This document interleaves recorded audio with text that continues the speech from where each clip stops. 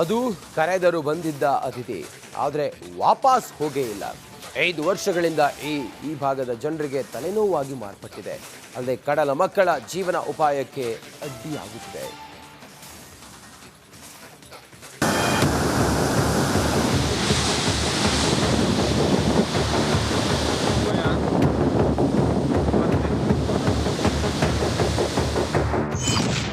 ಕಡಲ ಮಕ್ಕಳಿಗೆ ವಿಲನ್ ಆದ ಟಗ್ ತೆರವಿಗೆ ಸ್ಥಳೀಯರ ಒತ್ತಾಯ. ಇಲ್ಲಿ ಕಾಣುತ್ತಿರುವ ಬೃಹದಾಕಾರದ ವಸ್ತು ನಮ್ಮದಲ್ಲ, ದೂರದ ಗುಜರಾತ್ ರಾಜ್ಯದ್ದು. ಸುಮಾರು 5 ವರ್ಷಗಳ ಹಿಂದೆ ಅಂದ್ರೆ 2021ರಲ್ಲಿ ಚಂಡಮಾರುತದ ಪರಿಣಾಮ ಈ ಟಗ್ ಪಡುಬಿದ್ರೆ ಬೀಚ್ ಸ್ವಲ್ಪ ದೂರದಲ್ಲಿ ಸಮುದ್ರದಲ್ಲಿ ಮುಳುಗಡೆಯಾಗಿದೆ. ಗುಜರಾತ್ ಮೂಲದ ವಿಎಸ್ ಮರೈನ್ ಸರ್ವಿಸ್ ಕಂಪನಿಗೆ ಸೇರಿದ ಟಗ್ ಬರೋಬ್ಬರಿ 160 ಟನ್ ಭಾರ ಇದೆ. ಆದ್ರೆ ಈ ಪಡುಬಿದ್ರೆ ಸಮುದ್ರ ತೀರದಲ್ಲಿ ಅನಾಥವಾಗಿ ಬಿದ್ದಿದೆ. ಈ ಮಣಬಾರದ ಟಗ್ ತೆರವುಗೊಳಿಸುವಂತೆ ಸ್ಥಳೀಯರು ಮೀನುಗಾರರು ಆಗ್ರಹಿಸಿದ್ರು. ತೆರವು ಕಾರ್ಯ ಮಾತ್ರ ನಡೆದಿಲ್ಲ. 5 ವರ್ಷ ಕಳೆದ್ರೂ ಟಗ್ ತೆರವು ಮಾಡದೆ ಹಾಗೆ ಬಿಟ್ಟಿರುವ ಸಾಂಪ್ರದಾಯಿಕ ಮೀನುಗಾರಿಕೆಗೂ ಅಡ್ಡಿಯಾಗುತ್ತಿದೆ. ಅಲ್ಲದೆ ಬೀಚ್ಗೆ ಬರುವ ಪ್ರವಾಸಿಗರ ಸೆಲ್ಫಿ ಹುಚ್ಚು ಹೆಚ್ಚಾಗಿದೆ. ಟಗ್ ಒಂದು ಸುಮಾರು 5 ವರ್ಷಗಳ ಹಿಂದೆ ಸಮುದ್ರದಲ್ಲಿ ಮಗುಚಿ ಬಿದ್ದಿತ್ತು. 2021ರ ಅವಧಿಯಲ್ಲಿ ಈ ಟಗ್ ಅಲಯನ್ಸ್ ಟಗ್ ಏನಿದೆ ಇದು ಸಮುದ್ರದಲ್ಲಿ ಮಗುಚಿ ಬಿದ್ದು ಆ ವ್ಯಕ್ತಿಯೊಬ್ಬ ಮೃತ ಕೂಡ ಪಟ್ಟಿದ್ದ.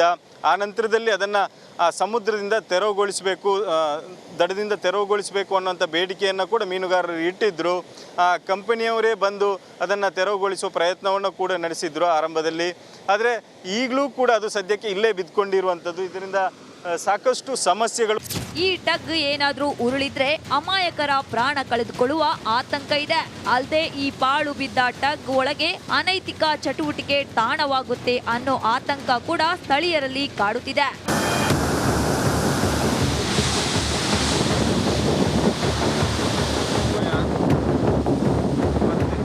ಸದ್ಯ 5 ವರ್ಷದಿಂದ ಅನಾಥವಾಗಿ ಬಿದ್ದಿರುವ ಟಗ್ ಮೀನುಗಾರಿಕೆ ನಡೆಸುವ ಮಂದಿಗೂ ಸ್ಥಳೀಯರಿಗೂ ಸಮಸ್ಯೆಯಾಗಿ ಕಾಡುತ್ತಿದೆ.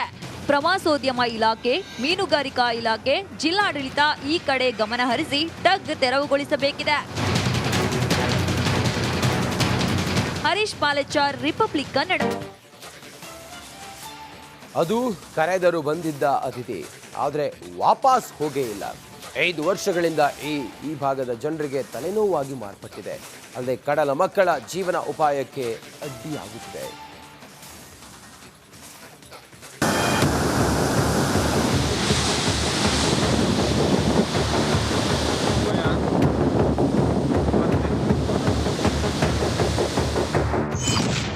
ಕಡಲ ಮಕ್ಕಳಿಗೆ ವಿಲನ್ ಆದ ಟಗ್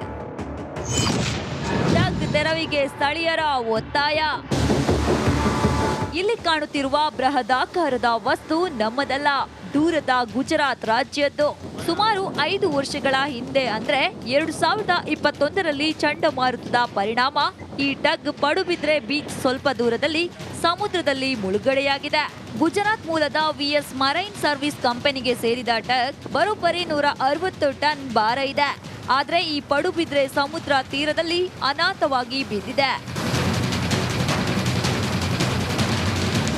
ಈ ಮಣಬಾರದ ಟಗ್ ತೆರವುಗೊಳಿಸುವಂತೆ ಸ್ಥಳೀಯರು ಮೀನುಗಾರರು ಆಗ್ರಹಿಸಿದ್ರು. ತೆರವು ಕಾರ್ಯ ಮಾತ್ರ ನಡೆದಿಲ್ಲ.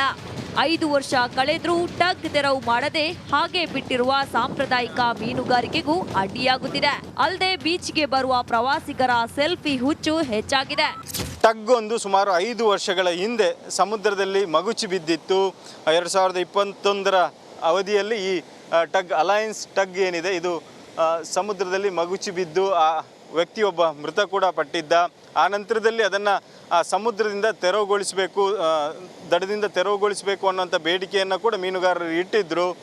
ಕಂಪನಿಯವರೇ ಬಂದು ಅದನ್ನು ತೆರವುಗೊಳಿಸುವ ಪ್ರಯತ್ನವನ್ನು ಕೂಡ ನಡೆಸಿದ್ರು ಆರಂಭದಲ್ಲಿ.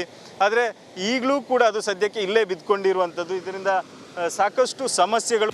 ಈ ಟಗ್ ಏನಾದ್ರೂ ಉರುಳಿದ್ರೆ ಅಮಾಯಕರ ಪ್ರಾಣ ಕಳೆದುಕೊಳ್ಳುವ ಆತಂಕ ಇದೆ. ಅಲ್ಲದೆ ಈ ಪಾಳು ಬಿದ್ದ ಟಗ್ ಒಳಗೆ ಅನೈತಿಕ ಚಟುವಟಿಕೆ ತಾಣವಾಗುತ್ತೆ ಅನ್ನೋ ಆತಂಕ ಕೂಡ ಸ್ಥಳೀಯರಲ್ಲಿ ಕಾಡುತ್ತಿದೆ.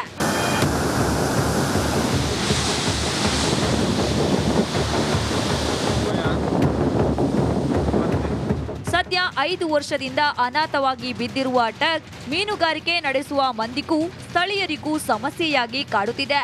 ಪ್ರವಾಸೋದ್ಯಮ ಇಲಾಖೆ, ಮೀನುಗಾರಿಕಾ ಇಲಾಖೆ, ಜಿಲ್ಲಾಡಳಿತ ಈ ಕಡೆ ಗಮನ ಹರಿಸಿ ಟಗ್ ತೆರವುಗೊಳಿಸಬೇಕಿದೆ. ಹರೀಶ್ ಪಾಲೆಚಾರ್, ರಿಪಬ್ಲಿಕ್ ಕನ್ನಡ.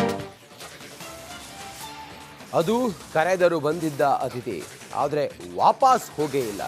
5 ವರ್ಷಗಳಿಂದ ಈ ಭಾಗದ ಜನರಿಗೆ ತಲೆನೋವಾಗಿ ಮಾರ್ಪಟ್ಟಿದೆ.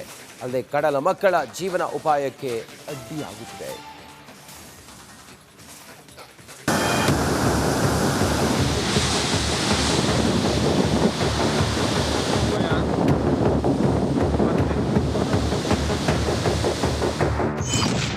ಕಡಲ ಮಕ್ಕಳಿಗೆ ವಿಲನ್ ಆದ ಟಗ್. ಟಗ್ ತೆರವಿಗೆ ಸ್ಥಳೀಯರ ಒತ್ತಾಯ. ಇಲ್ಲಿ ಕಾಣುತ್ತಿರುವ ಬೃಹದಾಕಾರದ ವಸ್ತು ನಮ್ಮದಲ್ಲ, ದೂರದ ಗುಜರಾತ್ ರಾಜ್ಯದ್ದು. ಸುಮಾರು 5 ವರ್ಷಗಳ ಹಿಂದೆ ಅಂದ್ರೆ 2021ರಲ್ಲಿ ಚಂಡಮಾರುತದ ಪರಿಣಾಮ ಈ ಟಗ್ ಪಡುಬಿದ್ರೆ ಬೀಚ್ ಸ್ವಲ್ಪ ದೂರದಲ್ಲಿ ಸಮುದ್ರದಲ್ಲಿ ಮುಳುಗಡೆಯಾಗಿದೆ. ಗುಜರಾತ್ ಮೂಲದ ವಿಎಸ್ ಮರೈನ್ ಸರ್ವಿಸ್ ಕಂಪನಿಗೆ ಸೇರಿದ ಟಗ್ ಬರೋಬ್ಬರಿ 160 ಟನ್ ಭಾರ ಇದೆ. ಆದ್ರೆ ಈ ಪಡುಬಿದ್ರೆ ಸಮುದ್ರ ತೀರದಲ್ಲಿ ಅನಾಥವಾಗಿ ಬಿದ್ದಿದೆ. ಈ ಮಣಬಾರದ ಟಗ್ ತೆರವುಗೊಳಿಸುವಂತೆ ಸ್ಥಳೀಯರು, ಮೀನುಗಾರರು ಆಗ್ರಹಿಸಿದ್ರು. ತೆರವು ಕಾರ್ಯ ಮಾತ್ರ ನಡೆದಿಲ್ಲ. 5 ವರ್ಷ ಕಳೆದ್ರೂ ಟಗ್ ತೆರವು ಮಾಡದೆ ಹಾಗೆ ಬಿಟ್ಟಿರುವ ಸಾಂಪ್ರದಾಯಿಕ ಮೀನುಗಾರಿಕೆಗೂ ಅಡ್ಡಿಯಾಗುತ್ತಿದೆ. ಅಲ್ಲದೆ ಬೀಚ್ಗೆ ಬರುವ ಪ್ರವಾಸಿಗರ ಸೆಲ್ಫಿ ಹುಚ್ಚು ಹೆಚ್ಚಾಗಿದೆ. ಟಗ್ ಒಂದು ಸುಮಾರು 5 ವರ್ಷಗಳ ಹಿಂದೆ ಸಮುದ್ರದಲ್ಲಿ ಮಗುಚಿ ಬಿದ್ದಿತ್ತು. 2021ರ ಅವಧಿಯಲ್ಲಿ ಈ ಟಗ್ ಅಲಯನ್ಸ್ ಟಗ್ ಏನಿದೆ ಇದು ಸಮುದ್ರದಲ್ಲಿ ಮಗುಚಿ ಬಿದ್ದು ಆ ವ್ಯಕ್ತಿಯೊಬ್ಬ ಮೃತ ಕೂಡ ಪಟ್ಟಿದ್ದ. ಆ ನಂತರದಲ್ಲಿ ಅದನ್ನು ಸಮುದ್ರದಿಂದ ತೆರವುಗೊಳಿಸಬೇಕು, ದಡದಿಂದ ತೆರವುಗೊಳಿಸಬೇಕು ಅನ್ನೋಂಥ ಬೇಡಿಕೆಯನ್ನು ಕೂಡ ಮೀನುಗಾರರು ಇಟ್ಟಿದ್ದರು. ಕಂಪನಿಯವರೇ ಬಂದು ಅದನ್ನು ತೆರವುಗೊಳಿಸುವ ಪ್ರಯತ್ನವನ್ನು ಕೂಡ ನಡೆಸಿದ್ರು ಆರಂಭದಲ್ಲಿ. ಆದರೆ ಈಗಲೂ ಕೂಡ ಅದು ಸದ್ಯಕ್ಕೆ ಇಲ್ಲೇ ಬಿದ್ದುಕೊಂಡಿರುವಂಥದ್ದು. ಇದರಿಂದ ಸಾಕಷ್ಟು ಸಮಸ್ಯೆಗಳು. ಈ ಟಗ್ ಏನಾದ್ರೂ ಉರುಳಿದ್ರೆ ಅಮಾಯಕರ ಪ್ರಾಣ ಕಳೆದುಕೊಳ್ಳುವ ಆತಂಕ ಇದೆ. ಅಲ್ಲದೆ ಈ ಪಾಳು ಬಿದ್ದ ಟಗ್ ಒಳಗೆ ಅನೈತಿಕ ಚಟುವಟಿಕೆ ತಾಣವಾಗುತ್ತೆ ಅನ್ನೋ ಆತಂಕ ಕೂಡ ಸ್ಥಳೀಯರಲ್ಲಿ ಕಾಡುತ್ತಿದೆ.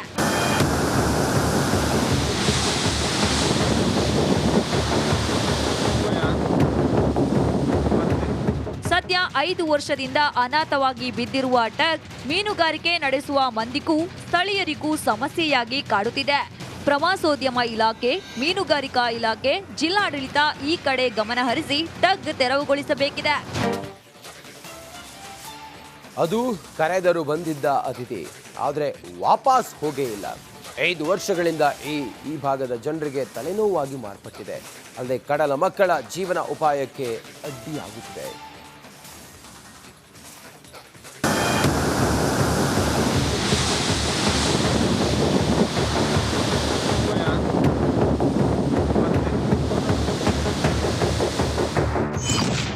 ಕಡಲ ಮಕ್ಕಳಿಗೆ ವಿಲನ್ ಆದ ಟಗ್. ಟಗ್ ತೆರವಿಗೆ ಸ್ಥಳೀಯರ ಒತ್ತಾಯ. ಇಲ್ಲಿ ಕಾಣುತ್ತಿರುವ ಬೃಹದಾಕಾರದ ವಸ್ತು ನಮ್ಮದಲ್ಲ, ದೂರದ ಗುಜರಾತ್ ರಾಜ್ಯದ್ದು. ಸುಮಾರು 5 ವರ್ಷಗಳ ಹಿಂದೆ ಅಂದ್ರೆ 2021ರಲ್ಲಿ ಚಂಡಮಾರುತದ ಪರಿಣಾಮ ಈ ಟಗ್ ಪಡುಬಿದ್ರೆ ಬೀಚ್ ಸ್ವಲ್ಪ ದೂರದಲ್ಲಿ ಸಮುದ್ರದಲ್ಲಿ ಮುಳುಗಡೆಯಾಗಿದೆ. ಗುಜರಾತ್ ಮೂಲದ ವಿಎಸ್ ಮರೈನ್ ಸರ್ವಿಸ್ ಕಂಪನಿಗೆ ಸೇರಿದ ಟಗ್ ಬರೋಬ್ಬರಿ 160 ಟನ್ ಭಾರ ಇದೆ. ಆದ್ರೆ ಈ ಪಡುಬಿದ್ರೆ ಸಮುದ್ರ ತೀರದಲ್ಲಿ ಅನಾಥವಾಗಿ ಬಿದ್ದಿದೆ. ಈ ಮಣಬಾರದ ಟಗ್ ತೆರವುಗೊಳಿಸುವಂತೆ ಸ್ಥಳೀಯರು, ಮೀನುಗಾರರು ಆಗ್ರಹಿಸಿದ್ರು. ತೆರವು ಕಾರ್ಯ ಮಾತ್ರ ನಡೆದಿಲ್ಲ. 5 ವರ್ಷ ಕಳೆದ್ರೂ ಟಗ್ ತೆರವು ಮಾಡದೆ ಹಾಗೆ ಬಿಟ್ಟಿರುವ ಸಾಂಪ್ರದಾಯಿಕ ಮೀನುಗಾರಿಕೆಗೂ ಅಡ್ಡಿಯಾಗುತ್ತಿದೆ. ಅಲ್ಲದೆ ಬೀಚ್ಗೆ ಬರುವ ಪ್ರವಾಸಿಗರ ಸೆಲ್ಫಿ ಹುಚ್ಚು ಹೆಚ್ಚಾಗಿದೆ. ಟಗ್ ಒಂದು ಸುಮಾರು 5 ವರ್ಷಗಳ ಹಿಂದೆ ಸಮುದ್ರದಲ್ಲಿ ಮಗುಚಿ ಬಿದ್ದಿತ್ತು. 2021ರ ಅವಧಿಯಲ್ಲಿ ಈ ಟಗ್ ಅಲಯನ್ಸ್ ಟಗ್ ಏನಿದೆ ಇದು ಸಮುದ್ರದಲ್ಲಿ ಮಗುಚಿ ಬಿದ್ದು ಆ ವ್ಯಕ್ತಿಯೊಬ್ಬ ಮೃತ ಕೂಡ ಪಟ್ಟಿದ್ದ. ಆ ನಂತರದಲ್ಲಿ ಅದನ್ನು ಸಮುದ್ರದಿಂದ ತೆರವುಗೊಳಿಸಬೇಕು, ದಡದಿಂದ ತೆರವುಗೊಳಿಸಬೇಕು ಅನ್ನೋಂಥ ಬೇಡಿಕೆಯನ್ನು ಕೂಡ ಮೀನುಗಾರರು ಇಟ್ಟಿದ್ದರು. ಕಂಪನಿಯವರೇ ಬಂದು ಅದನ್ನು ತೆರವುಗೊಳಿಸುವ ಪ್ರಯತ್ನವನ್ನು ಕೂಡ ನಡೆಸಿದ್ರು ಆರಂಭದಲ್ಲಿ. ಆದರೆ ಈಗಲೂ ಕೂಡ ಅದು ಸದ್ಯಕ್ಕೆ ಇಲ್ಲೇ ಬಿದ್ದುಕೊಂಡಿರುವಂಥದ್ದು. ಇದರಿಂದ ಸಾಕಷ್ಟು ಸಮಸ್ಯೆಗಳು. ಈ ಟಗ್ ಏನಾದ್ರೂ ಉರುಳಿದ್ರೆ ಅಮಾಯಕರ ಪ್ರಾಣ ಕಳೆದುಕೊಳ್ಳುವ ಆತಂಕ ಇದೆ. ಅಲ್ಲದೆ ಈ ಪಾಳು ಬಿದ್ದ ಟಗ್ ಒಳಗೆ ಅನೈತಿಕ ಚಟುವಟಿಕೆ ತಾಣವಾಗುತ್ತೆ ಅನ್ನೋ ಆತಂಕ ಕೂಡ ಸ್ಥಳೀಯರಲ್ಲಿ ಕಾಡುತ್ತಿದೆ.